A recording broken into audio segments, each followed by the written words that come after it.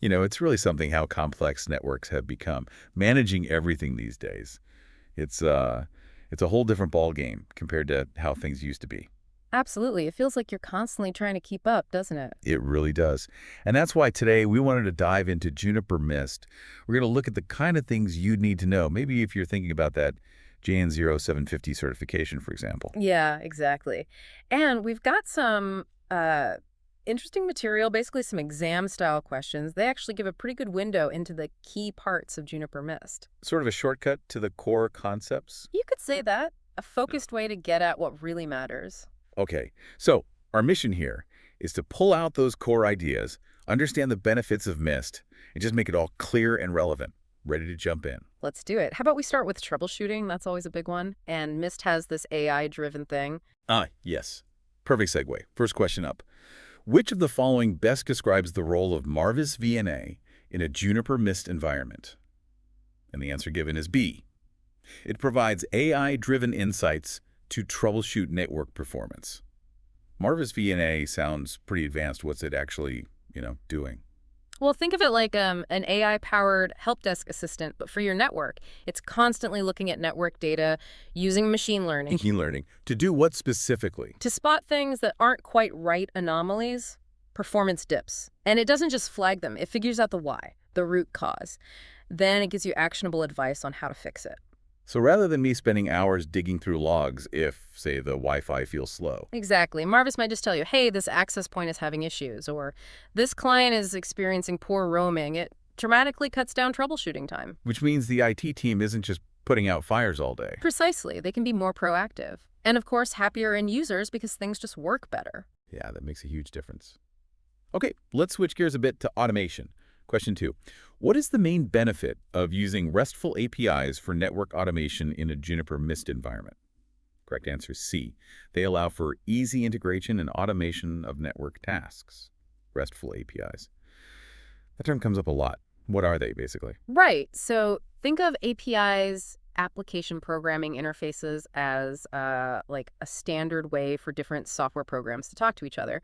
RESTful APIs use web protocols like HTTP, the same stuff your browser uses. Okay. So in the Mist context, these APIs let you write code, maybe a script, to interact directly with the Mist cloud platform. Interact how? Like telling it what to do? Exactly. You can automate stuff, Yeah. repetitive tasks like setting up new switches or access points, or you could integrate Mist with, say, your ticketing system or monitoring tools. I see. So you build workflows that cross different systems. Precisely. It makes your whole network operation much more agile, scalable, Yeah, and just plain efficient.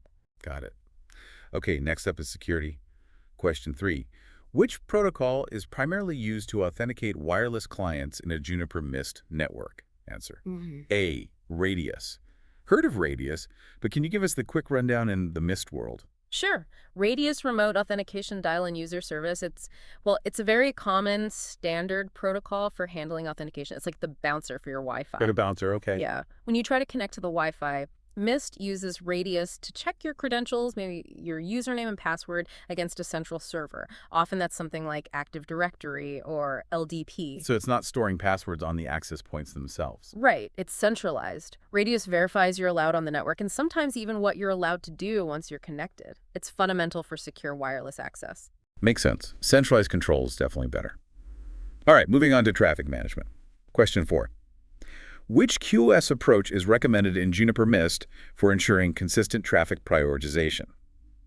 The answer is B. Dynamically adjust QoS based on traffic patterns using Mist APIs. Dynamic QoS. How's that different from the old way? Well, the traditional way is static QoS. You set fixed rules like voice traffic always gets highest priority, but network traffic changes all the time, right? Yeah, absolutely. 1 minute it's quiet, the next everyone's on a video call. Exactly.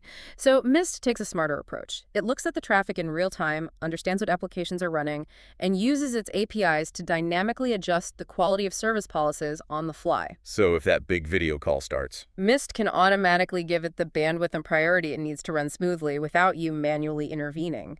It ensures those critical apps work well even when the network gets busy. that sounds much more, well, adaptive, intelligent even. That's the idea. Consistent user experience for the important stuff. Okay, cool. Question 5 gets into day 2 operations, managing the network after it's set up. Which Day 2 operation feature helps to predict and resolve network issues before they impact users? Answer. A. Predictive analytics. Predicting issues. How does that work? Yeah, this builds on the AI we talked about with Marvis. Predictive analytics looks at trends and historical data. It uses AI and machine learning to spot patterns that suggest something might go wrong in the future. Like what kind of patterns? Maybe increasing error rates on a switch port, or latency slowly creeping up on a specific link, or a device showing signs it might fail soon. It's looking for those early warning signs. Before it actually breaks and users start complaining. Exactly. It gives you a heads up so you can investigate and fix the potential problem proactively during a maintenance window, maybe, instead of scrambling when it fails catastrophically. It boosts reliability. Proactive, not reactive. I like the sound of that. Okay, question 6 is about tools. Which tool can be used for effective API testing and interaction with the Juniper Mist system? Answer is B, curl. Curl, not the workout. No, not quite. Curl is a really common command line tool. It's used for making web requests, HTTP requests. Like the ones APIs use. Precisely. So if you're developing scripts or integrations using the Mist RESTful APIs, curl is a great way to test things out. You can send commands directly to the API endpoint from your terminal and see the raw response. So it's for developers or network engineers to poke at the API directly. Yeah, basically. To verify things are working, to troubleshoot your own code when you're interacting with Mist, it's a fundamental tool for API work. Got it. Good tool to know about. All right, question 7. What is the purpose of site templates in Juniper Mist? Answer. B, to provide consistent network policies across multiple sites. Site templates sounds like it's about consistency. Absolutely. Imagine you have, say, 50 branch offices. You want the Wi-Fi setup, the VLANs, the switch port settings to be basically the same everywhere, right? Ideally, yes. Avoids a lot of headaches. That's what site templates do.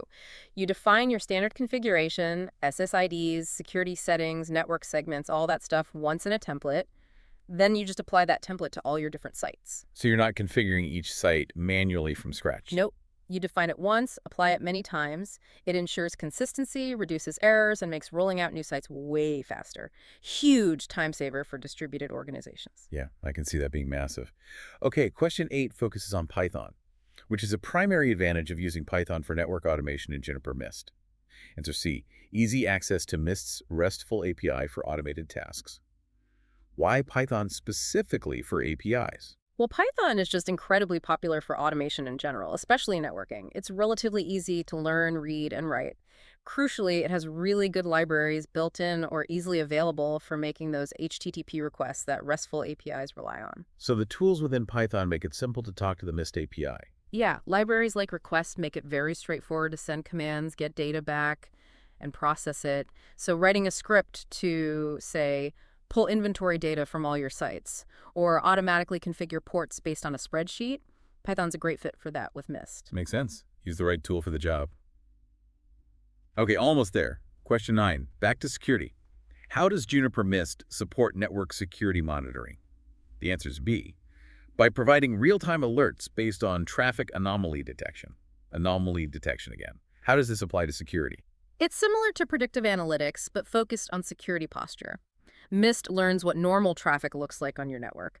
Then it watches for things that deviate significantly from that baseline in real time. Like what kind of deviations? Sudden, huge spikes in traffic to an unusual external address, maybe, or a device suddenly trying to access servers it never talks to, or even patterns that might indicate malware spreading. So it's not just looking for known viruses, but anything suspicious. Exactly. It's behavior-based. By flagging anomalies, it can alert you to potential security incidents, maybe a compromised device, or an unauthorized user much faster than waiting for traditional signature updates. It gives you a chance to react quickly. Real-time awareness.